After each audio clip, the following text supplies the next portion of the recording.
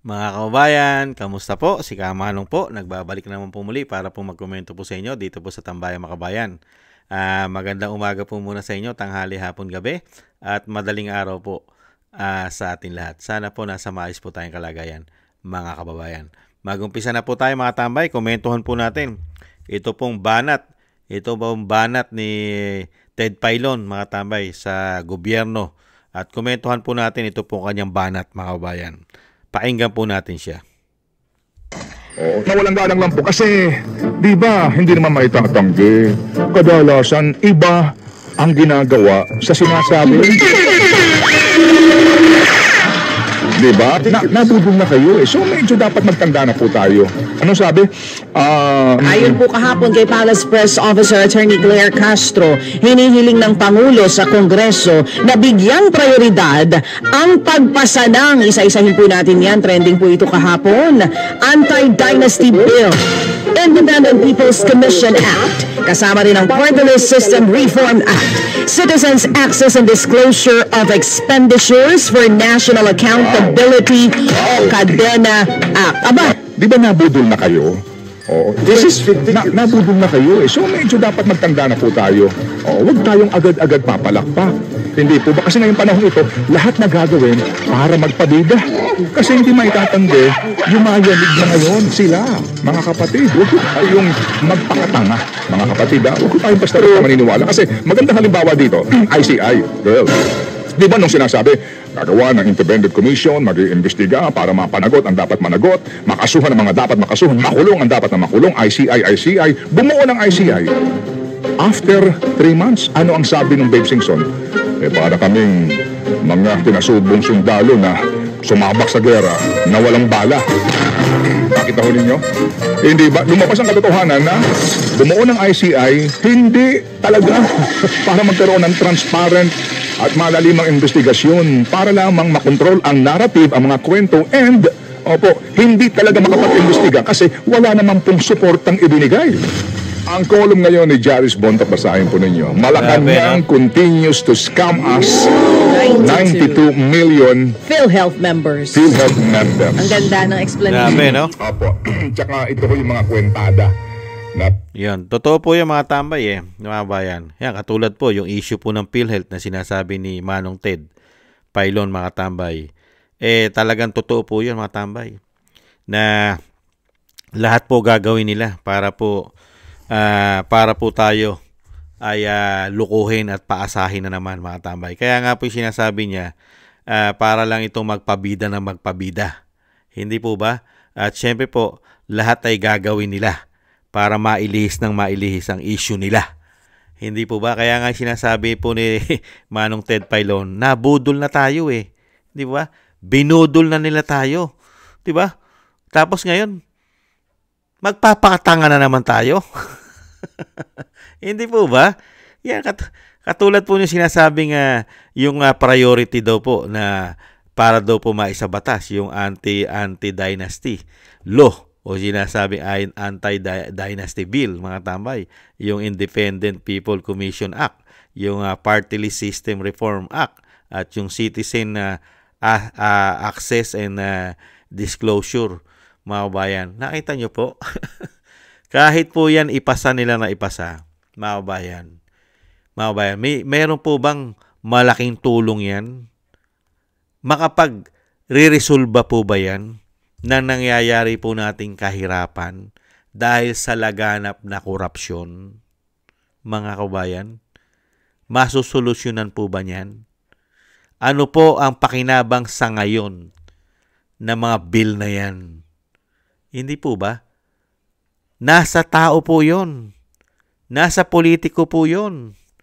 Ang pagiging mahusay at matino at malinis na politiko ay nasa tao po yon, nasa puso at isip po ng politiko yon. Kung ikaw ay gagawa ka ng matino, kahit po sabihin mo na maglagay ka na anti-dynasty bill, mga bayan, isabatas mo yan kung ano-ano mapanukala mo.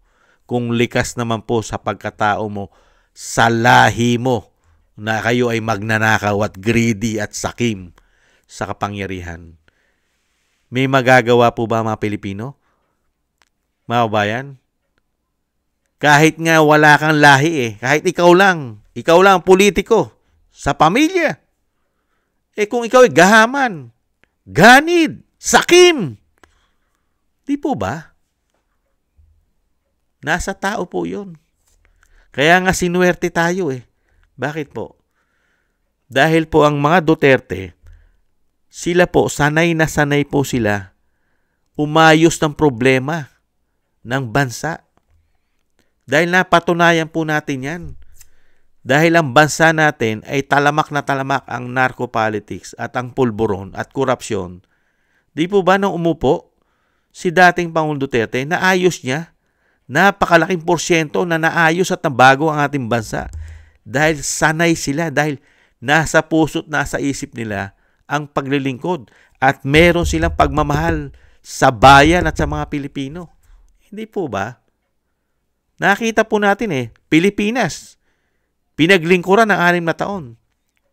Nagawan niya po ng halos maayos na paglilingkod.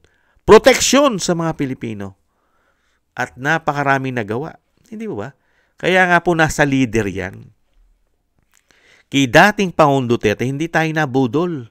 Pero ngayon, yung sinasabi ni Ted Filon, nabudol tayo ngayon ng napakahusay magsalita.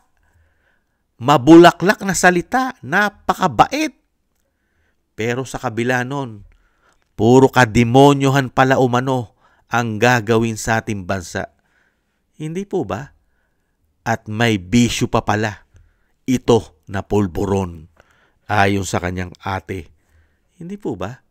Saka yung sinasabi nga natin, ulitin natin, mga ba, idagdag natin, ang Duterte, iba po silang umaksyon.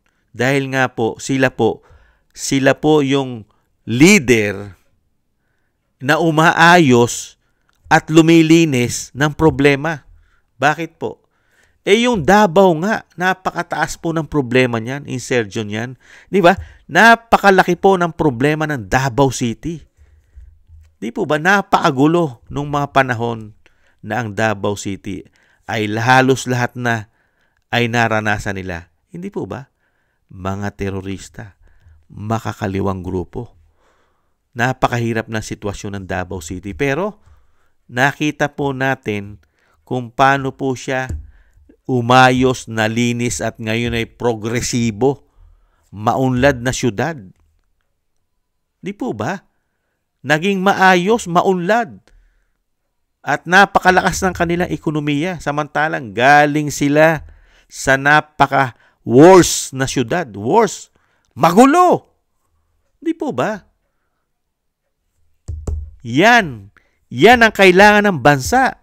Kahit dumami pa ng dumami ang ganyang klaseng paglilingkod, hindi mo pangihinayangan at hindi mo gugustuhin na itapon sila dahil maayos sila maglingkod.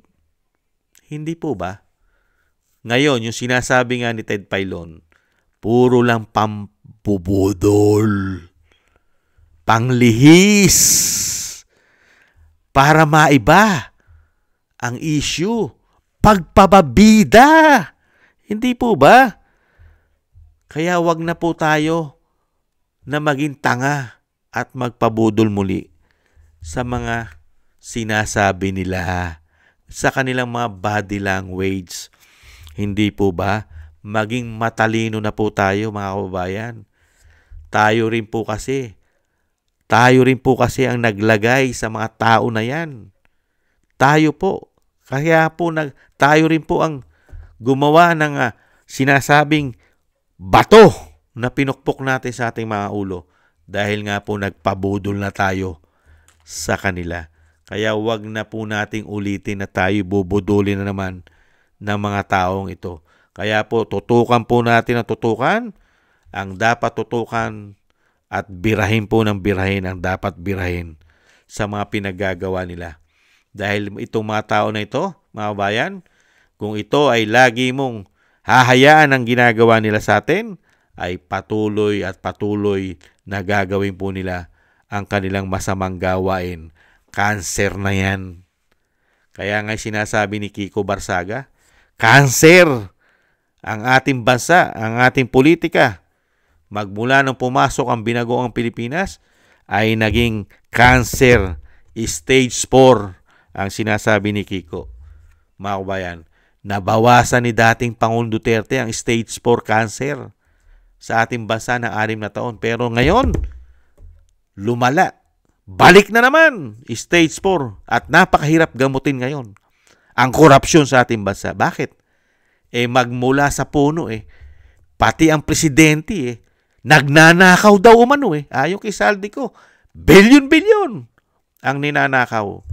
Paano mo gagamitin? Paano mo ngayon gagamutin ang cancer? Mismong Pangulo involved sa korupsyon. Hindi po ba? Kaya nga halos lahat sila ngayon magnanakaw. Magmula sa taas hanggang baba. Hindi po ba? Kaya dito po sa nangyayari sa ating bansa, mga kabayan, tayo po ang nagdurusa. Nagdurusa po tayo.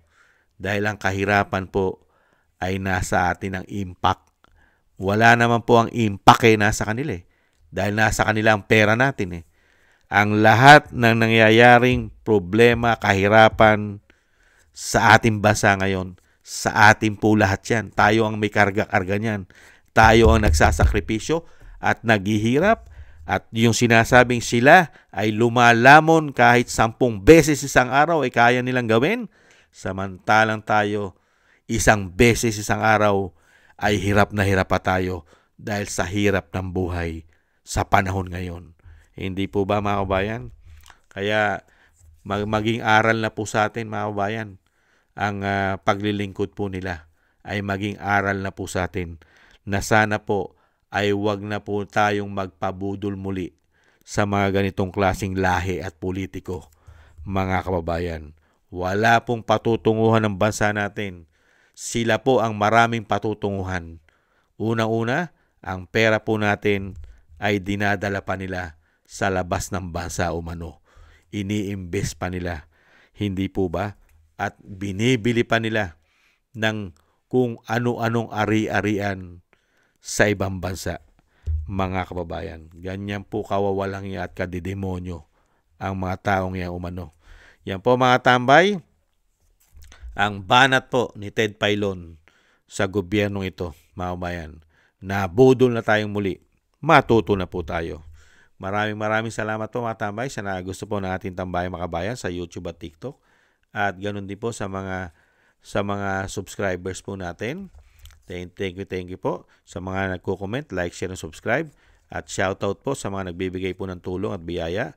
Kina Eric Hershaw ng Canada, Kingston 123 ng Hong Kong, Beichi Chuyoko, Jake Yahut ng Maisog, California, USA, Gina Ray, Solid DDS ng Berlin, Germany, Julieta Silona ng Sydney, Australia, Jem Aris ng United Arab Emirates, Jobelin Watanabe ng Japan, ako si Pilam, Ani Jo, Chodorico Erguisa Jr., si Arfel Villacorta, Wills Bubbles 5697, Rosalina,